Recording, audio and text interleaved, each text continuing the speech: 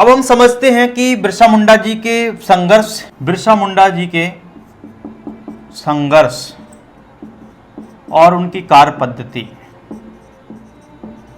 ठीक है, British government ने 19वीं सेंचुरी में जो पॉलिसीज अपनाई थी या जो कॉलोनियल पॉलिसी अपनाई थी, उन सब पॉलिसी का क्या, या फिर पॉलिसी अपनाई या जो एक्ट पारित किए गए, उन एक्ट्स का क्या उद्देश्य था कि कैसे कॉलोनियल इंटरेस्ट को फुलफिल किया जाए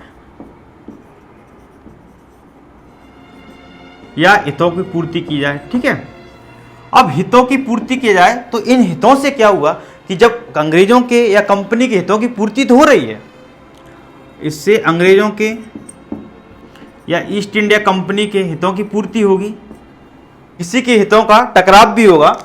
तो क्या किया, इन सब नीतियों से प्रभावित होकर बिरसा मुंडा जी ने कहीं ना कहीं जब उनका शोषण, मुंडा जनजातियों का बड़े स्तर पर शोषण होने लगा और उनको गुलाम बनाया गया बड़े स्तर पर, उनको बंधुआ मजदूरी करवाई गई, उनसे बेगार कराई जाने लगी और उनके जंगल जमीन और जल के अधिकार को तो छीन लिया। तो इस तरीके से छीनने के कारण क्या हुआ कि मुंडा जनजाति में बड़े स्तर पर असंतोष की भावना जागृत हुई। असंतोष की भावना क्या उग्र हुई।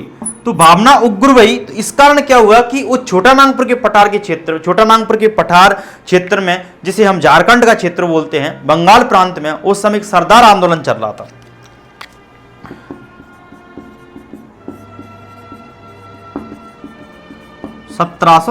इस समय 78 में ये आंदोलन चल रहा था। तो इसके संपर्क में जब वो शिक्षा हासिल की या एडमिशन लिया स्कूल में, जब स्कूल में एडमिशन लिया, यानी कि जो जर्मन मिशन स्कूल था, जर्मन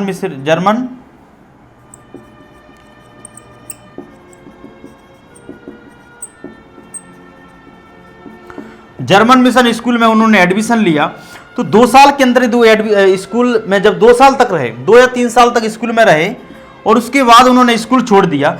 तो इस तरह उस समय जब इस सब चीज़ों को जागृत कर रहा था, जंगल जमीन की और जल की लड़ाई लड़ रहा था सरदार आंदोलन, वो छोटा नागपुर के पठार के क्षेत्र में, छोटा नागपुर क्षेत्र था या पठार जो क्षेत्र था, उसमें ये सरदार आंदोलन था।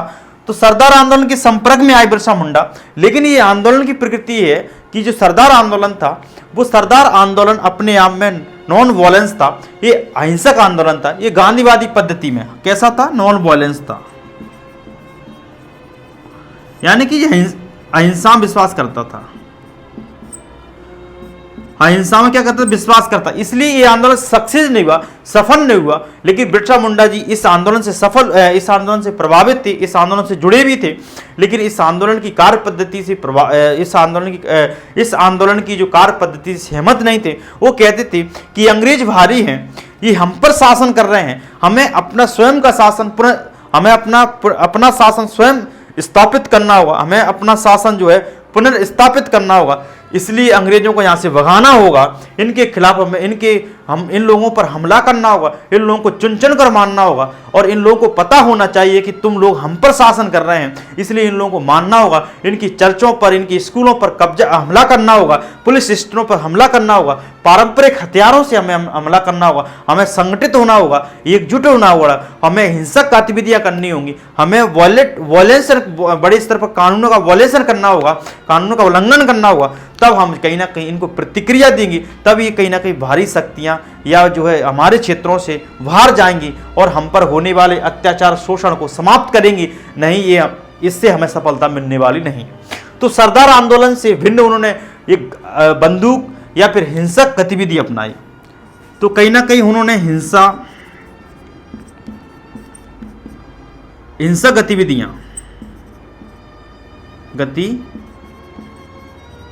गतिविधियां, गुरिल्ला पद्धति, छापामार और इस तरीके से उन्होंने युवाओं को इकट्ठा किया, युवाओं को एकजुट किया। उल गुलान, उन्होंने उल गुलान का नारा दिया। उन्होंने कहा कि संपूर्ण जो मुंडा युवा हैं, मुंडा जनजाति के लोग हैं, वो एकजुट हो और उलगलान जैसा नारा दिया। उनसे कहा कि एकजुट होइए, संगठित होइए, आंदोलन कीजिए, प्रोटेस्ट कीजिए, जंगल जमीन की लड़ाई के लिए, अपने हितों के लिए, अपने अधिकारों की लड़ाई के लिए एकजुट हुइए और इन बाहरी शक्तियों को बताइए कि आप बाहरी हैं, यहां से निकलिए, बाहर जाइए, इसी में आपकी भलाई है, नहीं आपको जो है चुन चुन कर मारा जाएगा। ऐसे नारे दिए गए और कहीं ना कहीं तीर कमानों के माध्यम से कहीं ना कहीं प्रैक्टिस करते थे और जो विक्टोरिया महारानी थी उसके पुतलों पर हमला करते थे तीर कमानों से और हिंसक गतिविधियां करते थे। और इस हिंसक गतिविधियों में क्या थे? चर्चों पर हमला करना, स्कूलों पर, मिशनरियों पर क्या करना? हमला करना, स्टेशनों पर, पुलिस स्टेशनों पर क्या करना? हमला करना, हिंसक कार्रवाई करना, उन लोगों को हमला करना, अंग्रेजों को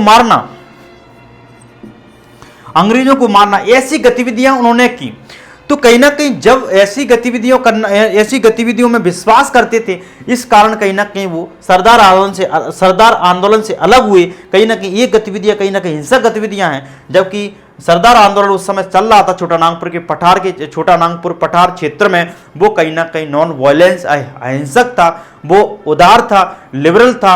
वो कहते थे, एक बिरसा मुंडा जी कहते थे, इससे हमें सफलता मिलने वाली नहीं है, हमें वो साधन अपनाने होंगे जो हिंसक हैं। जैसे हम आज भगत सिंह को पढ़ते हैं, जो क्रांतिकारी भगत सिंह है, जो बंदूक और पिस्तौल की राजनीति में विश्वास करता है, जो बंदूक और पिस्तौल की राजनीति में विश्वास करता है। ऐसे ही उस समय बिरसा मुंडा जी थे, वो कहीं ना कहीं ये दिखाना चाहते थे कि हमें वो काम करना होगा कि इसके माध्यम से हमें इसी सरकार को उखाड़ कर फेंक सकते हैं, उधेड़ कर फेंक सकते हैं, क्योंकि ये ऐसे आसानी से जाने वाले नहीं हैं, उदार तरीके से जाने वाले नहीं हैं, क्योंकि इन्होंने हमारा आर्थिक शोषण बड़े स्तर पर कर रहे हैं। तो कहीं ना कहीं बिरसा मुंडा जी थे। 1894 में क्या हुआ कि 1894 में जब उन्होंने कहीं ना कहीं सब संपूर्ण मुंडा जनजाति से, मुंडा समुदाय के लोगों से कहा, मुंडा जनजाति सभा करते हुए उनसे कहा कि आप कर मत दो,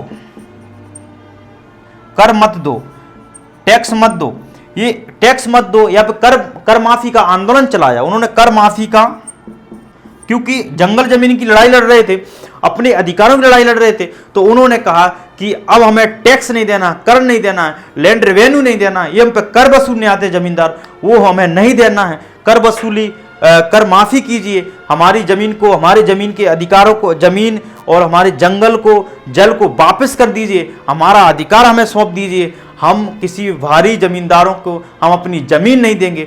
इस तरीके से उन्होंने नारे दिए, अपनी समाएं करते थे, युवाओं को संगठित किया, युवाओं को जागृत करते थे।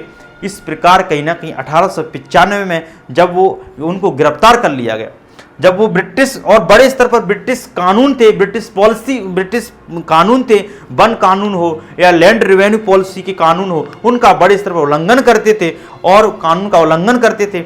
और कहीं ना कहीं वो इस तरीके से लोगों को प्रेरित करते थे। इस तरह बिरसा मुंडा जी की इतनी लोकप्रियता बढ़ने लगी कि संपूर्ण मुंडा जनजाति के लोग उनको जो है भगवान मानने लगे।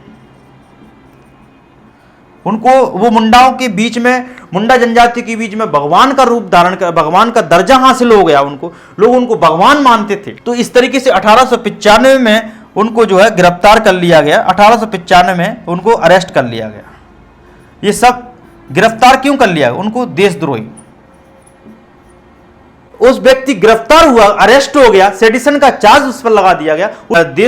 देशद्रोह के षड्यंत्र में या राजद्रोह के षड्यंत्र में उस ब्रिटिश गिरफ्तार कर लिया, अंग्रेजों ने उसको गिरफ्तार कर लिया, अरेस्ट कर लिया। इसके बावजूद भी उस व्यक्ति ने अपने आप को सरेंडर नहीं किया, उस व्यक्ति ने अपने आप पे माफी नहीं मांगी। उस व्यक्ति ने उन British government east India company, जो दुनिया की सबसे बड़ी ताकत संस्था थी, ताकत कंपनी थी, वो कहीं ना कहीं पूरे यूरोप में, ना केवल पूरे अफ्रीका में, बल्कि पूरे ईस्ट में, यानी कि पूर्व की जितने इंडोनेशिया, चाइना, मिडिल ईस्ट में उसका कब्जा है, अफ्रीका के विभिन्न देशों पर उसका कब्जा है। लेकिन उस आधुनिक हथियारों से लैस है, आधुनिक हथियार उसके पास है, लेकिन उस कंपनी के सामने अपने आप को सरेंडर नहीं किया, लड़ता रहा उस व्यक्ति जंगल जमीन के लिए और जेल गया। और देशद्रोही के षड्यंत्र और देशद्रोही राजद्रोह के षड्यंत्र में उस व्यक्ति को गिरफ्तार कर लिया और 2 साल यानी कि 1897 तक हजारीबाग जेल में, हजारीबाग, झारखंड में हजारीबाग एक शहर है, उसमें उनको जेल में 2 साल तक रखा गया। और षड्यंत्र के केस में उनको 1995 में गिरफ्तार कर लिया गया और भड़काऊ भाषण भड़काने के लिए, ब्रिटिश गवर्नमेंट के कानून का पालन न करने के लिए उनको जो है गिरफ्तार कर लिया। लेकिन 2 साल तक वो व्यक्ति हजारीबाग जेल में रहा और उसके बाद 1897 में वो व्यक्ति वापस आता है। 1895 से 1897 के बीच वो व्यक्ति जेल में रहता है। 1897 में वो व्यक्ति जेल से रिहा होता है और फिर उस समय इस सब 1875 के कार्यकाल में वो व्यक्ति जो सक्रियता करता है, सक्रिय काम करता है, इस समय और वो सक्रिय होता है। 1897 में जेल से रिहा होता है। 2 साल जेल में रहने के बाद बिरसा मुंडा जी इतने उग्र हो जाते हैं, इतने सक्रिय हो जाते हैं अंग्रेजों के विरुद्ध, ब्रिटिश शासन, क्योंकि 1857 के बाद भारत में संपूर्ण रूप से शासन स्थापित हुआ। ईस्ट इंडिया कंपनी का शासन समाप्त करके क्राउन का शासन स्थापित कर दिया। तो इस समय का जो कार्यकाल है 1875 का, इस समय अंग्रेजों का शासन आ गया, ईस्ट इंडिया कंपनी का शासन समाप्त हो गया। संपूर्ण रूप से पूरे भारत में जो है ब्रिटिश गवर्नमेंट का एक भारत कॉलोनी बन गया, क्राउन का शासन स्थापित हुआ। तो सीधा अंग्रेजों का शासन नियंत्रण हो गया, यानी कि अब ब्रिटिश की पार्लियामेंट द्वारा भारत पर शासन किया जा रहा है, ना कि अब कंपनी शासन कर रही है। तो अब ब्रिटिश शासन यानी ब्रिटिश रूल स्थापित हो गया। तो इस समय और सक्रिय हो गए बिरसा मुंडा जी, और सक्रिय हुए। और जब वो जेल से रिहा होने के बाद उन्होंने गुप्त सभाएं की, बड़े स्तर पर क्या की? गुप्त सभाएं लोगों को प्रेरित करते थे अंग्रेजों के विरुद्ध आंदोलन करने के लिए, प्रोटेस्ट करने के लिए, लोगों को एकजुट करते थे, लोगों को उलगान जैसा नारा देते थे, गुप्त सभाएं करते थे, छापा मार, गुरिल्ला यानी कि छुपकर वार करते थे, शिवाजी की तरफ छुपकर वार करना, गुरिल्ला युद्ध, छुपकर वार करते थे। इस तरीके से उन्होंने गतिविधियां अपनाई शिवाजी की तरह।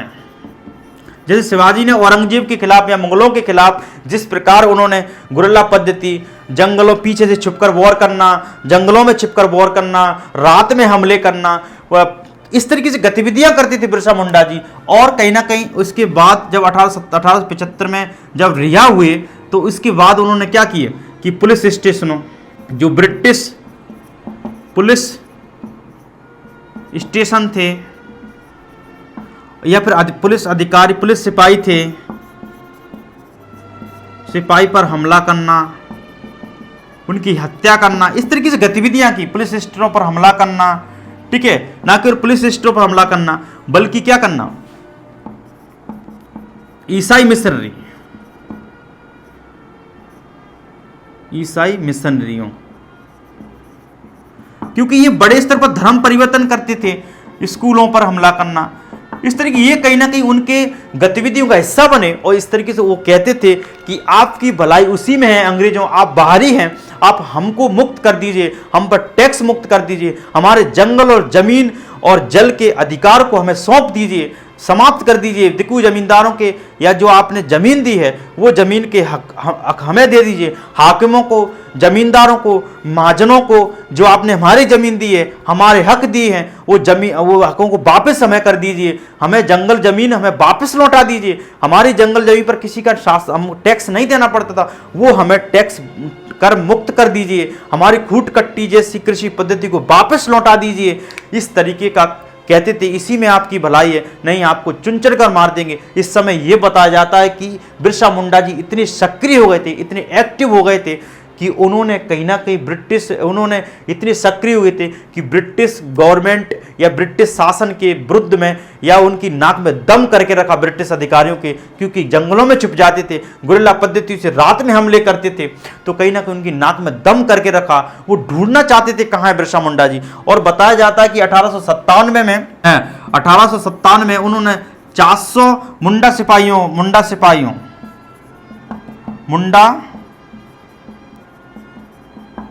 सिपाहियों के साथ खूंटी थाने पर हमला किया।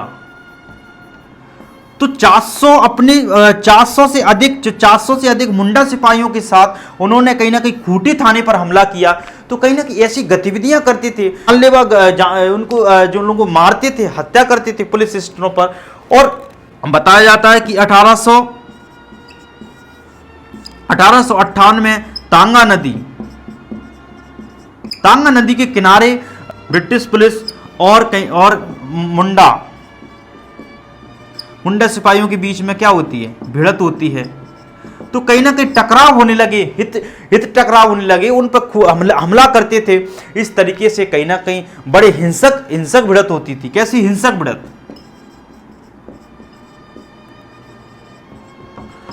इधर जो ब्रिटिश पुलिस है उसके पास आधुनिक हथियार हैं। कौन से हथियार हैं? आधुनिक हथियार, आधुनिक हथियार हैं, बंदूक है। और इनके पास, मुंडा सिपाहियों के पास क्या है? मुंडा सिपाहियों के पास में क्या है?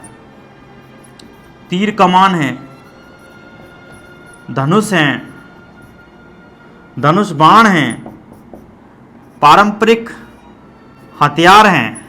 तो इस तरीके से तीर कमान मारते थे, गुरिल्ला पद्धति के माध्यम से छुपकर वॉर करते थे। इसलिए कहीं ना कहीं बताया जाता है, कई इतिहासकारों का मत है कि चर्चों पर हमला करते थे, थानों पर हमला करते थे, हजारीबाग थानों पर, जो सिंहपुर में जितनी चर्च थी उन पर हमला करते थे, थानों पर हमला करते थे और अटैक करते थे, तीर कमानों से अटैक करते थे, ब्रिटिश पुलिस अधिकारियों को मारते थे, और जो बदला लेते थे कि आप हमें जंगल जमीन हमें वापस लौटा दीजिए।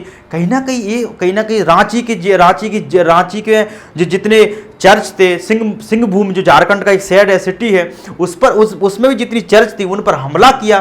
तो कहीं ना कहीं उन पर हिंसक हमला करते थे, तीर कमानों से ब्रिटिश अधिकारियों पर हमला करते थे। तो इस तरीके से ब्रिटिश जो मुंडा जनजाति की कार्य पद्धति का हिस्सा था, बिरसा मुंडा जी की कार्य पद्धति या उनके आंदोलन करने के या फिर उनको विद्रोह करने के साधन थे। लेकिन बताया जाता है जब उनके बीच में बहुत सारी भिड़त होने लगी तो 1900 में फरवरी 1900 में उनको जो है गिरफ्तार कर लिया गया। बहुत सारे बताया जाता है कि डोम्बारी पहाड़ी जो है 1900 के समय 1900 छोटा नागपुर के पठार में डोम्बारी पहाड़ी पर सभा कर रहे थे। छोटा नागपुर के पठार की जो 1900 में डोम्बारी पहाड़ी पर सभा कर रहे थे तो बड़ी हिंसक भिड़त हुई मुंडा सिपाहियों के बीच में और ब्रिटिश पुलिस अधिकारियों के बीच में, पुलिस या जो पुलिस सिपाही थे उनके बीच में टकराव हुआ, हिंसक भिड़त हुई, संघर्ष हुआ। इसमें बताया जाता है कि बड़े स्तर पर महिलाओं को मारा गया, बच्चों को मारा गया और उनके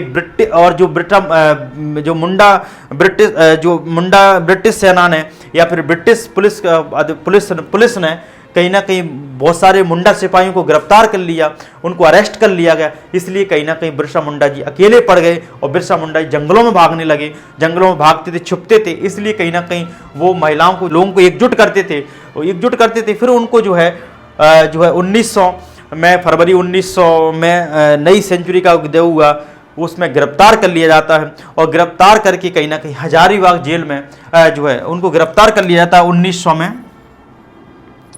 अरेस्ट कर लिए जाते हैं, गिरफ्तार कर लिए जाते हैं और बताया जाता है कि रांची जेल में उनको रखा जाता है। और रांची जेल में ही ये बताते हैं कुछ इतिहासकार कि हैजा से उनकी डेथ होती है, हैजा से उनकी मौत हो जाती है या मृत्यु हो जाती है। लेकिन कुछ इतिहासकारों का ये मत है कि ब्रिटिश जो गवर्नमेंट थी या ब्रिटिश पुलिस थी उन्होंने कहीं ना कहीं बिरसा मुंडा जी को, इतने बड़े युवा क्रांतिकारी को मारने के लिए धीरे धीरे पॉइजन दिया गया और उस व्यक्ति का जून को 1900 को हमेशा के लिए वो व्यक्ति शहीद हो जाता है। हजारी जेल में वो व्यक्ति की जो है हत्या कर दी जाती है ब्रिटिश पुलिस अधिकारियों के द्वारा।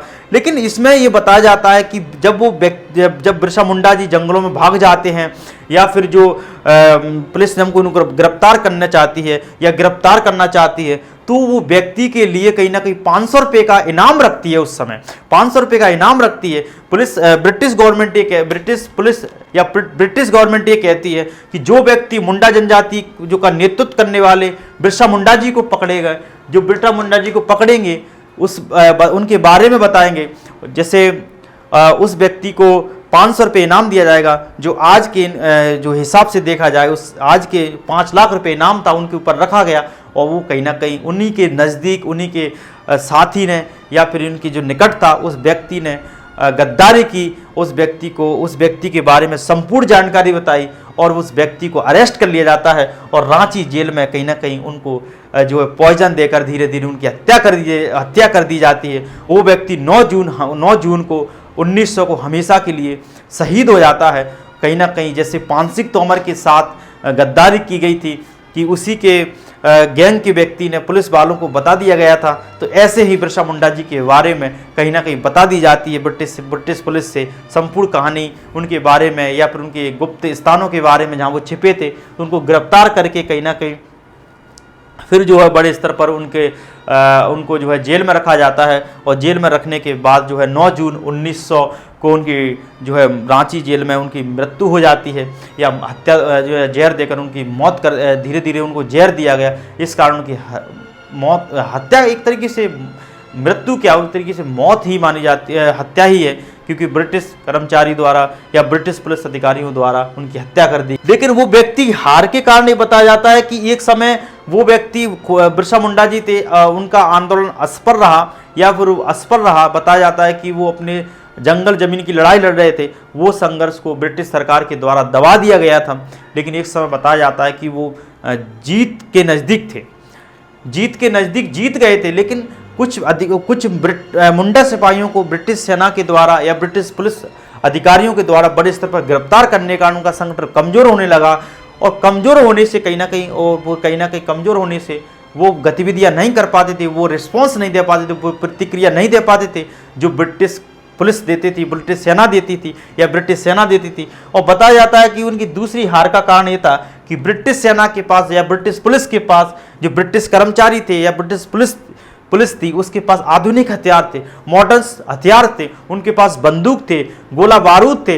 लेकिन वहीं जो है मुंडा सिपाहियों के पास या बिरसा मुंडा जी के पास तीर कमान थे, धनुष थे, इनके माध्यम से अभ्यास करते थे, प्रैक्टिस करते थे, वो रात में और छुप कर हमला करते थे। इस तरीके से उनके पास पारंपरिक हथियार थे, लाठियां थी, इस तरीके से वो बंदूक का जवाब ठीक से नहीं दे पाए। इस तरीके से उनके लोग जो है उनकी पराजय होने का कारण है। लेकिन इसके बावजूद भी कूट कट्टी बाद में जो है 1905 या 6 के समय उनकी व्यवस्था को रिस्टोर किया जाता है। कूट कट्टी जैसी प्रथा पर जो प्रतिबंध लगाए गए थे वो सब जंगल जमीन को बाकायदा उनको लौटाया जाता है। लेकिन ये सब उनके संघर्ष से ही हुआ। उनके लैंड के और फॉरेस्ट के राइट को रिस्टोर किया जाता है, उनको पुनः दिए जाते हैं और कहीं ना कहीं जनजातियों के क्षेत्र पर उनको रिजर्व किया जाता है, प्रोटेक्ट एरिया रिजर्व किया जाता है। तो कहीं ना कहीं ये भी कहीं ना कहीं उनके संघर्ष का ही परिणाम है। इसलिए हमने इस संपूर्ण कहानी को क्यों समझा, क्यों बिरसा मुंडा जी को हमने क्यों पढ़ा कि आज वो व्यक्ति ने अपने संघर्ष की दम पर छोटी सी उम्र में 25 साल की उम्र में वो काम किया। वो कहीं ना कहीं उसने देश के साथ, जनजाति समुदाय के साथ गद्दारी नहीं की, जंगल जमीन के लिए अंत लड़ता रहा। वो व्यक्ति जन्म से लेकर मृत्यु तक वो व्यक्ति समझ गया कि धर्म परिवर्तन और का जो है कितना प्रभाव है। बताया जाता है कि जब वो स्कूल में जाते थे तो स्कूल में इससे पहले जब वो वैष्णव गुरु के संपर्क में आए थे तो वैष्णव गुरु ने उनको महाभारत के बारे में, गीता के बारे में और जो है लड़ाई जो है महाभारत के बारे में बताया। ठीक है, हिंदू धर्म ग्रंथों के बारे में उन्होंने बताया, जो हिंदू धर्म ग्रंथों में जो लड़ाइयों का जो इतिहास है वो महाभारत के बारे में उन्होंने बताया।